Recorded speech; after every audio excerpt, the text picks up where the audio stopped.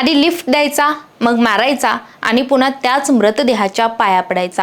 हा serial killer होता मोहम्मद शरीफ। हा विशेषतः एकट्या पुरुषांना ज्यांना लांब पल्ल्याचा प्रवास करायचाय त्यांना टार्गेट करत असे। लिफ्ट देण्यासाठी मदतनीस असल्याचा आव आणायचा। एकदा का पीडित व्यक्ती गाडीत बसला त्यानंतर तो निर्जन ठिकाणी किंवा हायवेवर गाडी थांबवायचा आणि त्याच व्यक्तीकडे समलैंगिक संबंधाची मागणी करायचा।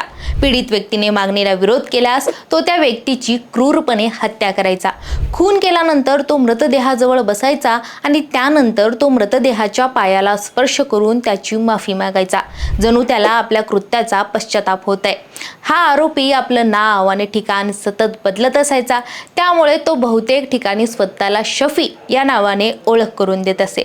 अखेरीस तपास यंत्रणांनी टेक्निकल डेटा आणि एका पीडितेच्या वर्णनावर आधारित त्याचा माग काढलाच आणि 2021 मध्ये त्याला अटक केली। त्यामुळे अनोळखी व्यक्तीकडून लिफ्ट घेणं टाळा, कारण प्रत्येक मदतीच्या मागचा चेहरा चांगलाच असेल असं नाही।